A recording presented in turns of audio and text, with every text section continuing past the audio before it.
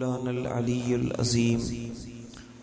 इन्नल्लाह व मलाइकतहु युसल्लूना अलन नबी या अय्युहल्लज़ीना आमनू सल्लू अलैहि व सल्लिमू तस्लीमा। वडे आवाज़ सां यक ज़बान थी दुरूद शरीफ पढ़ो। अल्लाहुम्मा सल्लि अला सय्यिदिना व सनदिना व मौलाना व मुर्शिदिना व मुनअमिना व मअवाना व मलजाना हबीबिना व तबीबिना व नूर कुलूबिना सय्यिदिना मुहम्मदिन व अला आलिहि व अस्हाबिहि व अज़वाजिहि व औलादिहि व इत्रतिहि व अहलि बैतिहि अजमईन। मुझा प्यारा दोस्तों, बुजुर्गो ऐं भाइरो, अल्लाह खां दुआ है रब शाल असां सभिनी खे हिदायत नसीब फरमाए, मदीने वारे साईं जी सच्ची गुलामी नसीब फरमाए, महबूबन जी गुलामी में जियारे ऐं इन ही गुलामी में शल मौत अता फरमाए। प्यारा दोस्तों, अल्लाह खां दुआ है जन ये महफिल सजाई आ, रब तन जे रिज़्क़ रोज़ी में बरकतू नाजिल फरमाए। ऐं असां जेकी भी हिन महफिल में पंधड़ा करे आया आहियूं, रब खां दुआ है अल्लाह असां सभिनी जे दिल जे मुरादुनि खे पूरो फरमाए।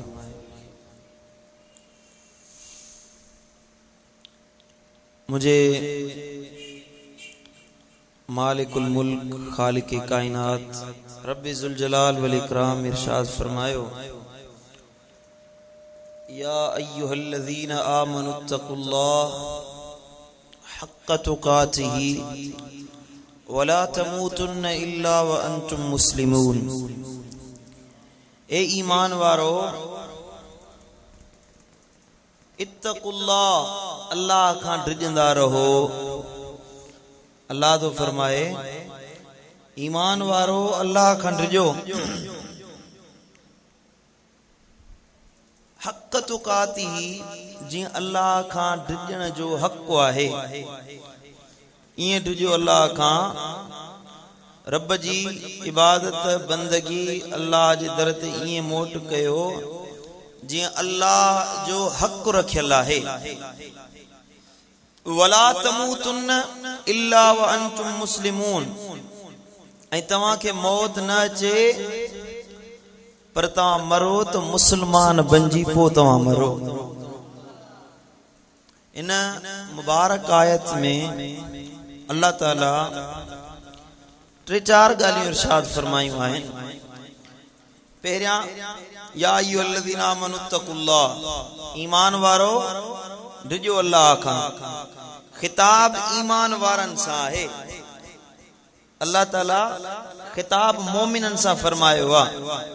जेके मोमिन नाहिन, अल्लाह तो फरमाए खिताब तव्हां जे लाइ नाहे, तव्हां पासे ते थियो।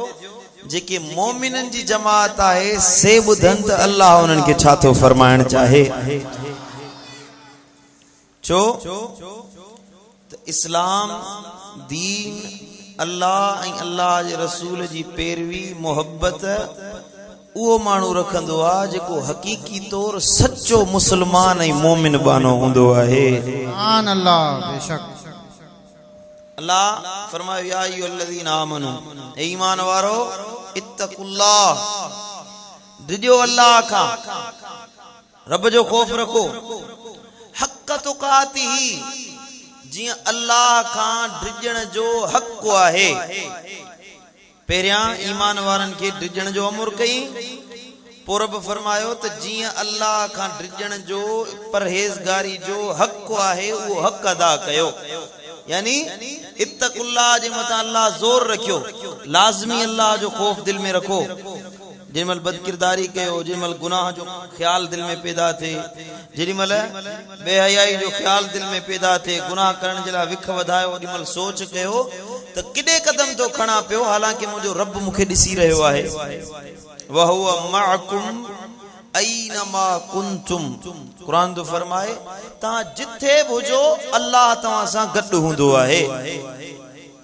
सो जॾहिं गुनाह जो कम कयो था ओॾी महिल सोचो त सही तव्हां अल्लाह जे साम्हूं बीह ऐं गुनाह जा कम था कंदा वठो, रब जे साम्हूं बीह ऐं बदकिरदारी वारा कम था कयो। इन जे लाइ रब फरमायो हक़ तुक़ातिही, इएं ड्रिजो जीअं अल्लाह खां ड्रिजण जो हक़ आहे। वला तमूतुन्न इल्ला व अंतुम मुस्लिमून। ऐं आखिर में रब फरमायो त अल्लाह रब्बुल इज्जत फरमाए ऐं न मरो, वला तमूतुन्न, तव्हां सभई न मरो, इल्ला व अंतुम मुस्लिमून, इन हाल में जो तव्हां मुसलमाननि जी जमात में शुमार कया वञो। मुसलमान हालांकि ईमान अल्लाह ताला का इरशाद फरमाया या अय्युहल्लज़ीना आमनू, पहिरियां अल्लाह ईमान जी ॻाल्हि कई, वरी अल्लाह ताला तो फरमाए वला तमूतुन्न इल्ला व अंतुम मुस्लिमून, न मरो मलके मुसलमान थी पो मरो। ईमान वारा बि आहिनि, वरी अल्लाह तंबीह तो फरमाए त मुसलमान थी मरजो। माना जिंदगी जो पछाड़ी जेका आहे, पछाड़ी इंसान जी, उनखे सुधारण जी कोशिश कयो, उनखे सिधी राह ते हलाइण जी कोशिश कयो। मुसलमान केरा, मोमिन केरा, वाज़े तौर ते मुफस्सिरन बुज़ुर्गन फरमायो त मोमिन बानो उहो आ। ऐं हिन आयत में अमुर जे ॻाल्हि जो अल्लाह फरमाए रहियो आहे वला तमूतुन्न इल्ला व अंतुम मुस्लिमून, तव्हां न मरो बल्कि मुसलमान बणिजी। मतलब इहो आहे जिन महिल पछाड़ी वक्त हुजे, मौत जो टाइम हुजे, ओॾी महिल तव्हांजी ज़ुबान ते मुंहिंजे महबूब मुस्तफ़ा जो कलमो जारी हुजे, नबी जो नालो हुजे, या रसूल अल्लाह जी तवार हुजे, महबूब जी मोहब्बत जो नालो हुजे, लजपाल नबी सां उल्फत जो तअल्लुक हुजे, नबी सां रिश्तो जुड़ियल हुजे। अल्लाह तो फरमाए दा तव्हां जन के अल्लाह खां ड्रिजण जो हक़ अदा करे छॾियो आहे। समझो था कि न कोन था समझो? माण्हू चवंदा अफ़सोस आहे आहिनि मुसलमान पर सदाइन मुसलमान था, वरी चवंदा या रसूल अल्लाह चवण गुनाह हुआ, नबी नबी करण गुनाह हुआ, माज़ अल्लाह अस्तगफिरुल्लाह, नबी की न सरीना कयो, माज़ अल्लाह नबी वफात करे विया, मज़ार में हलिया विया, कब्र में पइजी विया, हाणे नबी जो फैज़ ना है, खत्म थी वियो। मिठा यो अकीदो ही गलत आहे, या ॻाल्हि ही गलत आहे। मुंहिंजो महबूब मुस्तफ़ा अॼु बि हयातुन नबी आहे, सुभान अल्लाह। ऐं मोमिन ते सी माण्हू नथो थी सघे जेसी मुंहिंजे नबीअ जे मथां ईमान न आणे। बराबर नमाज भली शे आहे, बराबर रोजो भली शे आहे, हज तमाम बेहतरीन इबादत आहे, ज़कात खैरात सदकात गरीबन मिस्कीनन जी परघोर लहण हर शे तमाम भली इबादतूं आहिनि, पर ये इबादतूं तॾहिं क़बूल थींदियूं जॾहिं मदीने वारे साईं जे मथां ईमान आणींदे, महबूब जी मोहब्बत दिल में रखंदे। नबी सां मोहब्बत ना है, भली लख सदका करी, लख खैरातूं करी, हज करी, ज़कातूं दी, नमाजूं पढ़ी, कुछ भी फायदो न दींदई, को अमल फायदो न दींदई। अमल तॾहिं फायदो दींदा आहिनि जॾहिं मुस्तफ़ा करीम सां दिल लाती वञे। तव्हांजे बेले में गैर मुस्लिम वाणिया रहंदा आहिनि, वो खैरातूं कंदा आहिनि, भत बि कंदा आहिनि, साईं मुंहिंजा पैसा बि ॾींदा आहिनि, ख़ैर ख़ैरातूं कंदा आहिनि, ग़रीबनि जी पर घोर लहंदा आहिनि, पर उन्हनि जो अजूरो दुनिया ताईं आहे, आख़िरत में गैर मुस्लिमनि जो को अजूरो कोन्हे को। रुगी ख़ैर ख़ैरात करण सां जे बख़्शिश थिए हा त पोइ हिंदू त अॻ में जन्नत में वेठा हुजनि। हा समझो था कि न कोन था समझो? भला जे निमाज़ रोज़ो हज ज़कात जी ॻाल्हि आहे, कादियानी ॿुधा अथव? कादियानी खबीस उहे नमाज़ूं पढ़ंदा आहिनि, उहे साईं मुंहिंजा खैरातूं कंदा आहिनि, उहे रोज़ा रखंदा आहिनि, मस्जिदुनि में एतिकाफ़ वेंदा आहिनि, उन्हनि जूं इबादतूं ॾिसी तव्हां पाण लॼी थींदो त हे केॾा आबिद ज़ाहिद आहिनि, पर उन्हनि जी हिकिड़ी नमाज़ बि क़बूल न आहे, हिकिड़ो रोज़ो बि क़बूल न आहे। भली सॼी ज़िंदगी एतिकाफ़ वेहनि, को फ़ाइदो न मिलंदो, छो त उन्हनि जी दिलि में मुंहिंजे नबी सां बुग़्ज़ आहे, मुंहिंजे मुस्तफ़ा सां बुग़्ज़ आहे, मुंहिंजे हबीब खे नथा मञनि। जेको नबी सां बुग़्ज़ रखण वारो आहे, महबूब मुस्तफ़ा खां मुंहुं मोड़ण वारो आहे, भली आबिद हुजे ज़ाहिद हुजे, जहन्नम जो ॿारण बनायो वेंदो, जन्नत में तंहिंखे मोकिलियो वेंदो जेको लजपाल नबी सां मोहब्बत रखण वारो आहे। सुभान अल्लाह, सुभान अल्लाह, नचेव सुभान अल्लाह, सुभान अल्लाह, सुभान अल्लाह। उर्दू जो शायर आ फरमाए तो नमाजें पढ़ी जा अजाने दिए जा शबो रोज सजदों पे सजदे किए जा सजदे किए जा। अरे नमाजें उसी की अजानें उसी की जिसे पंजतन का घराना मिला है। जिसे मिल गया कमली वाले का दामन उसे दो जहां का खजाना मिला है। भला बाग जन्नत को वो क्या करेगा मदीने में जिसको ठिकाना मिला है। असल थका थका वेठा आयो जा गाल आयो तो सही कुछ सुभान अल्लाह तो चो हे जे मुझे सामू वेठा है से सुभान अल्लाह तो जन बाहर आते रोजो रखे आया है ना सुल सुभान अल्लाह को औज़ु बिल्लाह को नऊज़ु बिल्लाह को अस्तगफिरुल्लाह गणी जो कुछ गाल आयो तो सही जेरा वेठा है मुआ वेठा पढ़ो सल्लल्लाहु अलैहि या रसूल अल्लाह वसल्लम अलैहि सल्लल्लाहु अलैहि या रसूल अल्लाह वसल्लम अलैहि या हबीब अल्लाह। मुझे मिठा हबीबन करीमन सल्लल्लाहु अलैहि वसल्लम के अल्लाह ताला बेमिसाल शान अता फरमाया है बाकमाल बनायो आ जे रब जी जमीन ते अल्लाह जी मखलूक में जेका सबका आला जात आहे सा हसनैन जे नाने मोहम्मद मुस्तफा जी जात आहे। जेको महबूब मुस्तफा सा हुब रखण वारो आ नबी सा दिल लाइण वारो आ उहो बानो बि अल्लाह वट मक़बूल ऐं मारूफ बानो बणजी वेंदो आहे। समझो था कि न कोन था समझो मिठा हबीबन करीमन सल्लल्लाहु अलैहि वसल्लम सा जेको मुंह मोड़े जेको नबी का परे थी वने नबी का रिश्तो छिनी वने पो भली नाम नमाजी बनजी वने हाजी बनजी वने गाजी बनजी वने तॾहिं बि उन जी बख्शिश कोन थींदी। असुल मोमिन हकीकी मोमिन उहो आ जेको मुंहिंजे लजपाल नबीअ सां दिल लाइण वारो आहे। सुभान अल्लाह।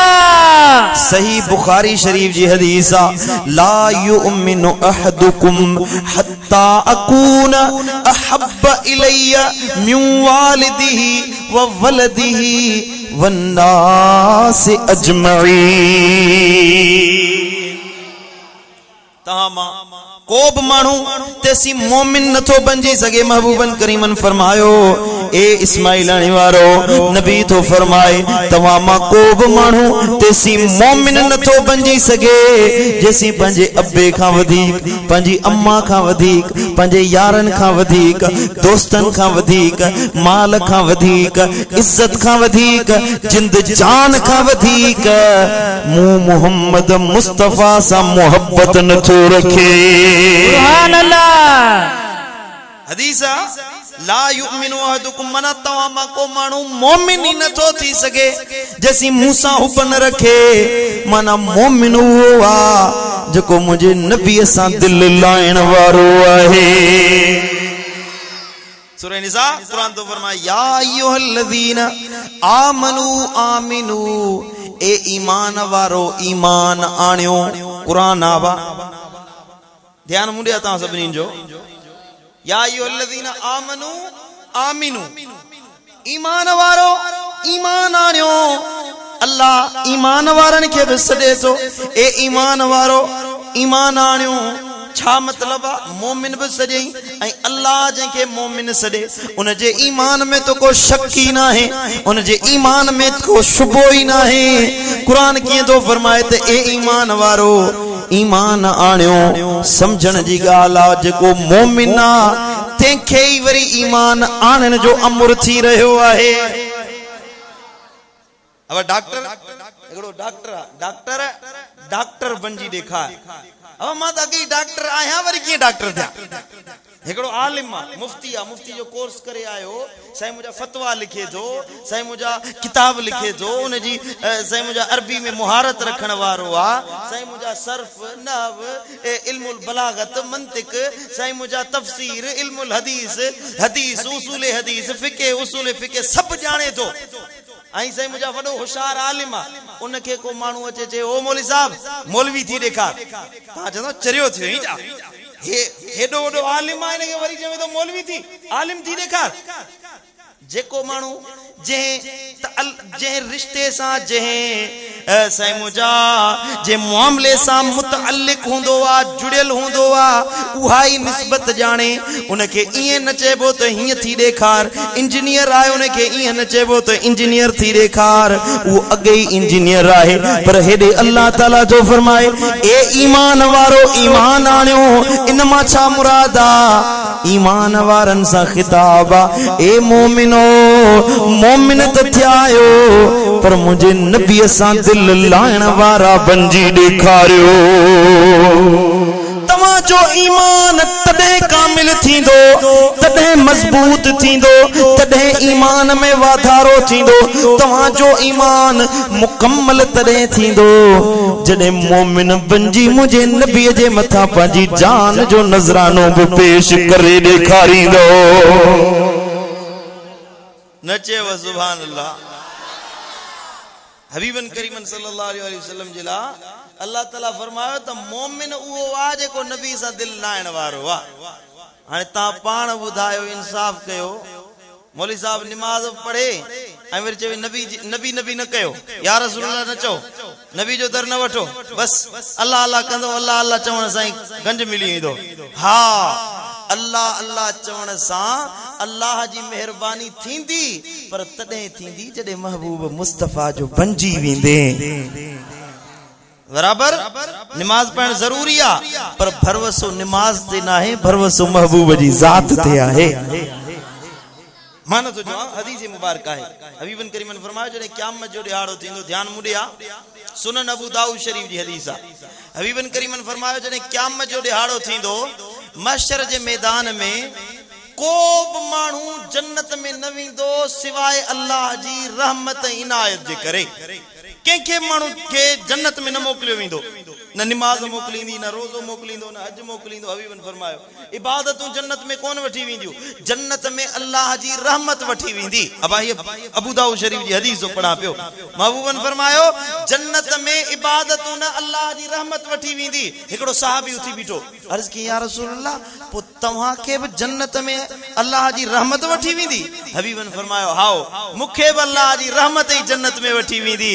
हालांकि अल्लाह ताला जे हबीब वज़ाहत कई जन्नत जो त मालिक मुंहिंजो महबूब मुस्तफ़ा आहे न चई सुभान अल्लाह। जन्नत जो वारिस मदीने वारो ताजदार आहे। हबीबन करीमन फरमायो, सुनन तिरमिज़ी जी हदीस आहे, हबीब किबरिया सल्लल्लाहु अलैहि वसल्लम जे साम्हूं हज़रत सैयदना उस्मान ज़िन्नुरैन आयो। हबीबन फरमायो उस्मान, जन्नत मूं लिखी तुंहिंजे खाते में ॾेई छॾी आहे, जन्नत जो वारिस तूं आहीं। हज़रत उस्मान ज़िन्नुरैन नबी जो खलीफो हजरत उस्मान, महबूबन फरमायो उस्मान जन्नत मूं तोखे लिखी ॾिनी। अबा लिखी उहा शइ ॾिबी आहे, लिखत में उहा शइ ॾिबी आहे जेका विरसे में हुजे, मिल्कियत में हुजे न। जेको माण्हू मालिक हुजे, मां कंहिं शइ जो मालिक हूंदुसि त उहा शइ ॾेई सघां थो न। जेका शइ मूं वटि आहे ई कोन्हे का, मुंहिंजी मिल्कियत ई कोन्हे का, त उहा वरी मां जा माण्हू चवंदा तूं कब्ज़ा खोर आहीं छा साईं? हा न, वो तो कब्जा खोरा, पराई शे खणी वरी ॿिए कंहिंखे ॾेई छॾे, ॿिए कंहिंजी शइ साईं मोल साहब जी शे खणी मां बे के देई छड़िया साईं चंदो साईं चंगो लगो आ जो मुंजी शे खणी दींदो तो वने जेका मुंजी मिल्कियत हुंदी तेजो वारिस मालिक मां आया ए उहाई शे दींदुस मञणो पवंदो तो मुस्तफा करीम जन्नत जा मालिक आइन तने तो जन्नत तक़सीम करे रहा है सुभान अल्लाह सुभान अल्लाह नचे सुभान अल्लाह बुखारी मुस्लिम शरीफ जी हदीस सही बुखारी सही मुस्लिम मुत्तफक अलैह हबीब किबरिया नमाज पे पढ़न मस्जिद किबलतैन महबूब जो शहर मदीनो मदीने शरीफ में मस्जिद किबलतैन यानी बिन किबलन वारी मस्जिद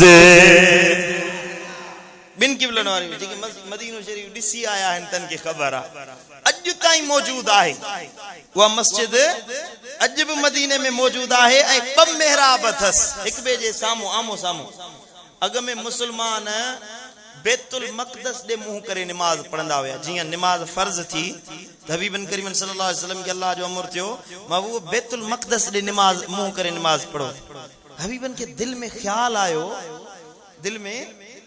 आयो तो हाउ जे मस्जिद किबलतैन मस्जिदुल अक्सा दे मुंह करने जे जगह ते बैतुल्लाह शरीफ मक्के दे मुंह करे नमाज पढ़ पढ़न नमाज पिया नमाज में ख्याल आयो ए मुझा मौला हाउ जे बैतुल मक़दस दे मुंह करण जे बजाय बैतुल्लाह दे मुंह करे नमाज पढ़ जे बस मुझे महबूब सोच करे आसमान दे डिठो वा नबी जो दिसण हुयो अल्लाह जिब्रील के मोकलियो वन जिब्रील मुझे महबूब दिल में इरादो कयो आ त किबलो तब्दील कजे वन मुझो न्यापो दैया कुरान जी आयत खणी वन कद नरा तकल्लुब वजहिक फिस समाए फलनुवल्लियन्नक क़िबलतन तरदा मौलाना अल अलीयुल अज़ीम।